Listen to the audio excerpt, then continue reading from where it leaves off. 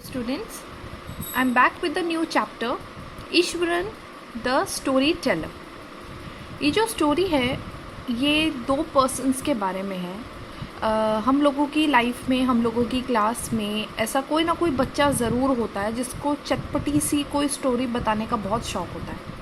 Obviously ऐसा ज़रूर होता है क्योंकि उसके पास कंटेंट बहुत सारा होता है, उसके पास बताने को चीज़ें बहुत सारी होती हैं और इतना इंटरेस्टिंग लगता है वो सबको, मतलब एज अ पर्सन कि सब लोग उसके पास जाकर बात करने का ट्राई करते हैं और हमेशा नई नई कहानियाँ पूछते रहते हैं। और बता तू वो वाली वहाँ गया था, फिर कुछ नया नहीं मिला। तो ऐसा कोई भी पर्सन जो कि आपको बहुत इंटरेस्टिंग खबरें ला के दे या बहुत इंटरेस्टिंग स्टोरीज़ बताए, तो ऐसा पर्सन हम सबको बहुत पसंद आता है। हम हमेशा क्यूरियस रहते हैं कि हमें कुछ नया वो इस बार आज के दिन क्या सुनाएगा, और इसलिए हम बहुत ज़्यादा वेट भी करते रहते हैं क्यूरियसली।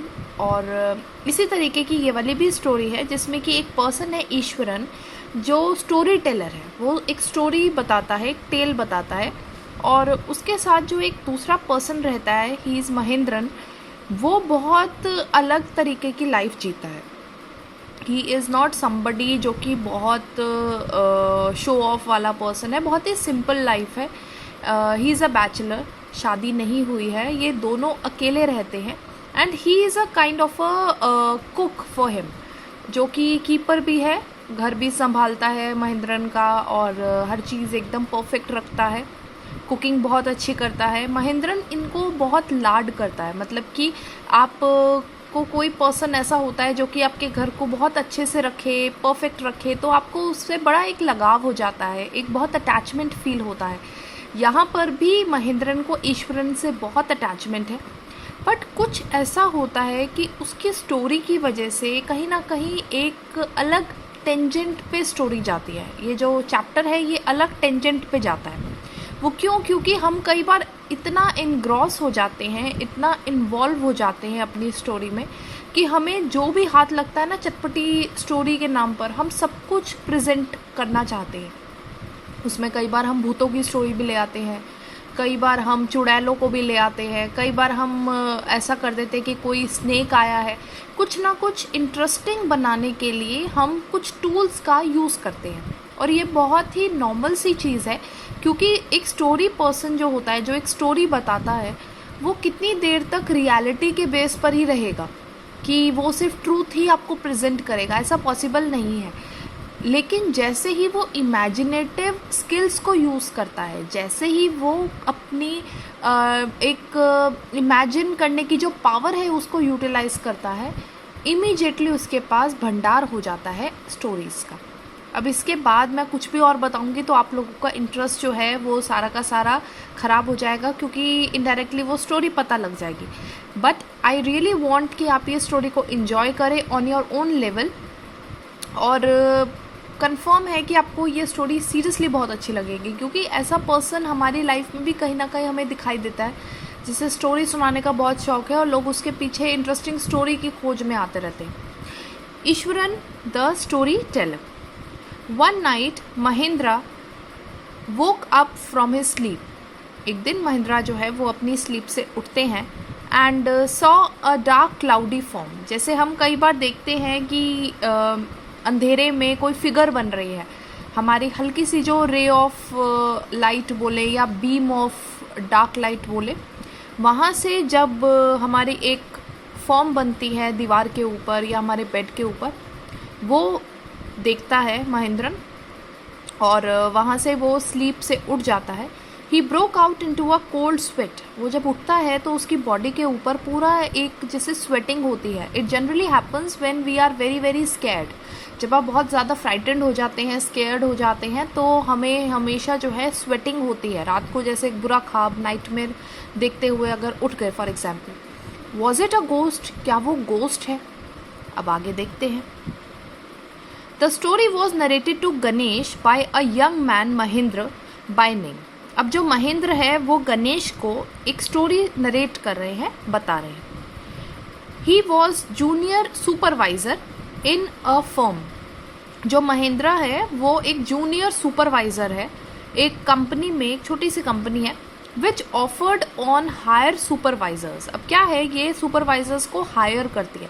हम हायर कब करते हैं, जब मतलब कुछ परमानेंट वाला काम नहीं होता है, कहीं पर कोई बिल्डिंग बन रही है, कहीं पर कोई कंस्ट्रक्शन वर्क हो रहा है, तो हम उसके हिसाब से किसी ना किसी को उस पर एम्प्लॉय कर लेते हैं, ठीक है। इस तरीके से हायर सुपरवाइजर्स करते हैं हम लोग। At various types of construction sites, it can be factories, it can be bridges, dams and so on. तो कोई भी construction work होता है तो वहाँ पर महेंद्र को जाना पड़ता है। Mahendra's job was to keep an eye on the activities at the work site. Mahendra की जॉब क्या है, in order to supervise the site, कि सब काम ठीक से हो रहा है या नहीं, लेबर्स अपना काम कर रहे हैं या नहीं, और कुछ भी रॉ मटेरियल कम तो नहीं पड़ रहा है। तो ये सारी चीज़ें जो है ये महेंद्र को देखनी पड़ती हैं। He had to keep moving from place to place every now and then. इसी वजह से उसे अपनी प्लेस भी बहुत शफल करनी पड़ती है, बहुत चेंज करते रहना पड़ता है, क्योंकि एक साइट पर जब काम ख़त्म हो जाता है तो वो दूसरी साइट पर उनको एम्प्लॉय कर देते हैं महेंद्र को। And then as ordered by his head office, और जैसे ही ऑर्डर आता है हेड ऑफिस से तो उन्हें कहीं और जाना पड़ता है, ठीक है। From a coal mining area, कई बार कहीं पर जैसे कोल निकाल रहे हैं तो वहाँ के माइनिंग एरिया पे काम हुआ, ख़त्म हुआ, तो उसके बाद रेलवे ब्रिज की कंस्ट्रक्शन साइट पर चले गए महेंद्र। तो इस तरीके से एक बहुत शफल वाला जॉब है और प्लेस टू प्लेस वर्किंग है, और यही उनका प्रोफेशन हमें डिस्क्राइब किया है चैप्टर में। From there after a few months to a chemical plant, उसके बाद कुछ महीने वहाँ रहे और फिर केमिकल प्लांट में कहीं कंस्ट्रक्शन हो रहा था तो वहाँ चले गए, which was coming up somewhere, जो कि कहीं होने वाला है। अब आगे देखते हैं। ही वॉज अ बैचलर, सो महेंद्र जो है वो बैचलर है। हिज नीड्स वर सिंपल, जब हम अकेले रहते हैं तो हमारी नीड्स भी कुछ बहुत ज़्यादा एग्जैजरेटेड नहीं होती है, बहुत ज़्यादा नहीं होती हैं, तो उसकी नीड्स भी बहुत सिंपल हैं।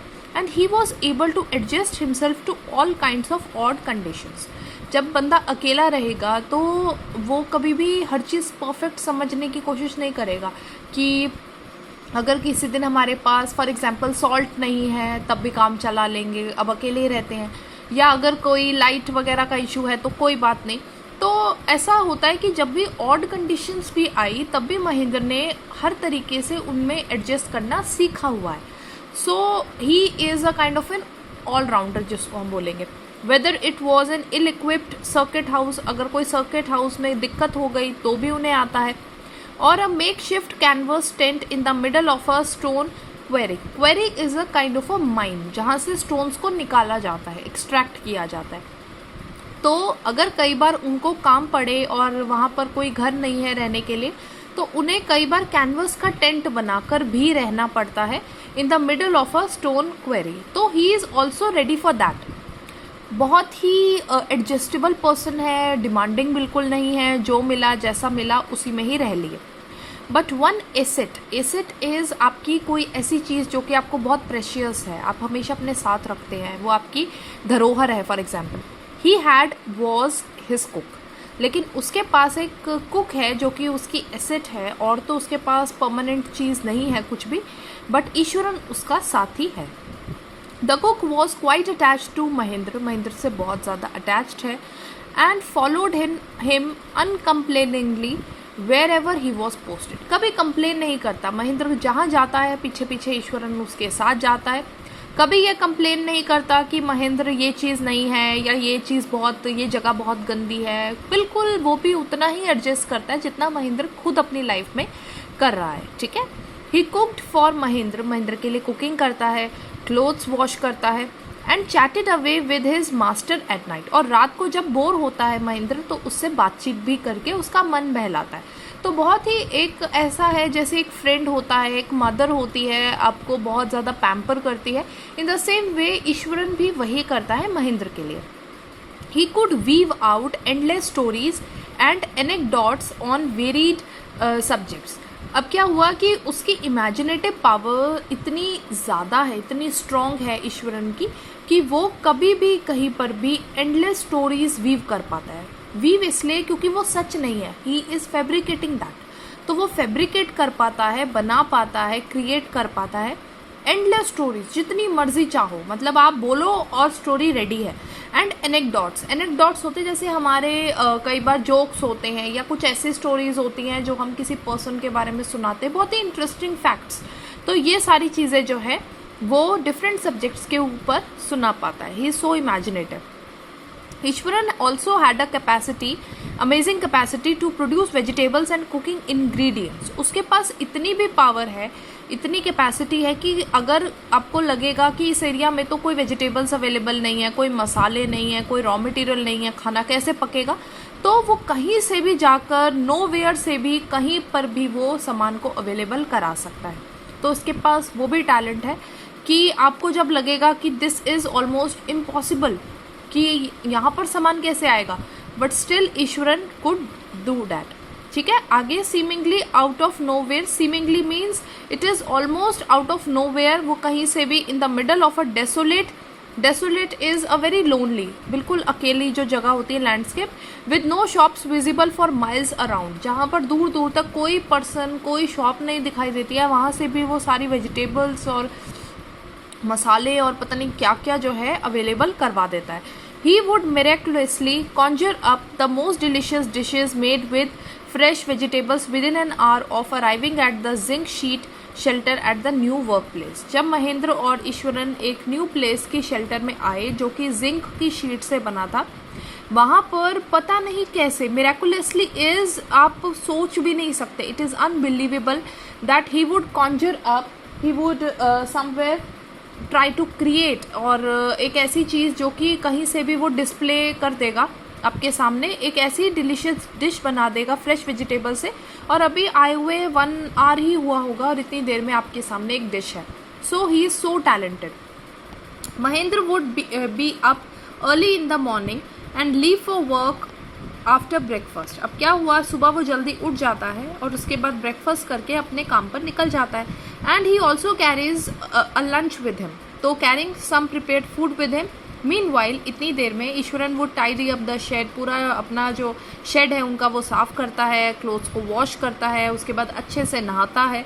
Pouring several buckets of water over his head, अच्छे से, मतलब जैसे हम पानी भर भर के खुद के ऊपर डालते हैं वो सब। Muttering a prayer all the while, और बीच बीच में उसकी एक मुंह पे प्रेयर चल रही होती है। मटरिंग तब होता है जब आपके सिर्फ लिप्स मूव करते हैं but sound is not audible. ठीक है, it would be lunch time by then, तब तक दोपहर के लंच टाइम हो जाता है। आफ्टर ईटिंग, खाना वाना खा के, he would read for a while, थोड़ी देर कुछ पढ़ता है, बिफोर डोजिंग ऑफ, और उसके बाद निन्नी करता है। The book was usually some popular Tamil thriller running to hundreds of pages. अब क्या है, बहुत बड़ी, मतलब लंबी चौड़ी सी वो किताब होती है, 100 पेजेस होते हैं उसमें बहुत सारे, और वो एक तमिल थ्रिलर होते हैं, जैसे जिसमें कोई ना कोई सस्पेंस हो, थ्रिलर हो, वो सब। इट्स इमेजिनेटिव डिस्क्रिप्शंस, जो उसमें इमेजिनेटिव डिस्क्रिप्शंस दिए होते हैं, जो बखान किया होता है, वर्णन किया होता है। एंड नैरेटिव फ्लरिशेस, और जो उसका नैरेटिव होता है, जो स्टोरी होती है, स्टोरी लाइन, वो इतना फ्लरिश्ड होता है कि जो ईश्वरन है वो थ्रॉल में ही रहता है। थ्रॉल इज़ मतलब आप कोई चीज़ से जब हिप्नोटाइज हो जाते हैं बहुत ज़्यादा, आप उसी में ही मगन हो जाते हैं। तो इस तरीके का उसका पूरा जो शेड्यूल है वो रहा है, और यही रूटीन वो फॉलो करता आया है। His own descriptions were greatly influenced by the Tamil authors that he read. जब जो भी वो रीड करता है उससे बहुत ज़्यादा इन्फ्लुएंस होते हैं, जो भी वो डिस्क्रिप्शंस बाद में अपनी स्टोरीज़ में करता है, तो इन्हीं ऑथर्स से जो भी वो पढ़ता है उन्हीं को अपनी स्टोरी में फैब्रिकेट करता है। When he was narrating even the smallest of incidents, जब वो छोटे से छोटा इंसिडेंट भी बता रहा होता है तो वो ऐसे उसे वर्कआउट करता है कि पूरा सस्पेंस उसमें डाल के, पूरा सरप्राइजिंग एलिमेंट उसमें डाल के, एंडिंग इनटू द अकाउंट, और फाइनली वो क्लाइमेक्स तक पहुंचता है। तो दूसरे पर्सन को इतना इंटरेस्ट आ जाता है, इतना इनग्रॉस हो जाता है वो, कि वो बेचारा हिल भी नहीं पाता है, पलक भी नहीं झपक पाता है, और पूरी तरीके से इन्वॉल्व हो जाता है। ठीक है, for example, instead of saying that he had come across N uprooted tree on the highway, अब एक पर्सन को फॉर एग्जाम्पल कोई हाईवे के ऊपर एक उखड़ा हुआ पेड़ जो है वो रोड पर पड़ा हुआ दिखा है, और अगर ईश्वरन को ये बोलना है तो what would he see? He would see with eyebrows suitably arched, मतलब पूरा आईज को एकदम अच्छे से आईब्राउज को उठाकर मूव करके and hands held out in a dramatic gesture, और पूरा ड्रामा वाले एक्सप्रेशंस लाकर हाथों का इस्तेमाल करके। द रोड वॉज डिजर्टेड, अकेली सी रोड थी, and I was all alone, और मैं बिल्कुल अकेला। Suddenly I spotted something that looked like an enormous bushy beast. मैंने कुछ सडनली देखा, और वो क्या था? एक बड़ा सा बुशी सा beast. Beast is for an animal जब हम यूज़ करते हैं, और बुशी बहुत ज़्यादा उसमें झाड़ियाँ वाड़ियाँ होंगी। Lying sprawled across the road, पूरी रोड के ऊपर वो फैला हुआ था, पड़ा हुआ था। I was half inclined to turn and go back, आधा मन तो किया कि टर्न करूं और वापस चला जाऊं रोड पर से। But as I came closer, जैसे ही मैं उस चीज़ के पास आया, बीस्ट के पास, I saw that it was a fallen tree. मैंने पास जाके देखा तो एक गिरा हुआ पेड़ था वो, with its dry branches spread out, और उसकी ब्रांचेस जो थी वो ऐसे ही बिखरी हुई थी। Mahendra would stretch himself back in the canvas chair, मतलब वो इतना ज़्यादा इन्वॉल्व हो गया कि पूरा अपनी चेयर से आगे की तरफ आकर वो सुनता है, और जैसे फाइनली उसे रियलाइज़ हो जाता है कि ये जो बता रहा है वो सिर्फ एक पेड़ था, तो अब वो वापस जो है कैनवस चेयर पे स्ट्रेच मतलब पीछे की तरफ जाकर आराम से जो है बैठ जाता है। And listen to Iswaran's tales uncritically, और फिर ईश्वरन की टेल्स को वापस से सुनने लगता है। और अनक्रिटिकली इज़ अनजजमेंटली, मतलब आप कोई चीज़ पे जजमेंट नहीं जब सुनाते हैं, ठीक है।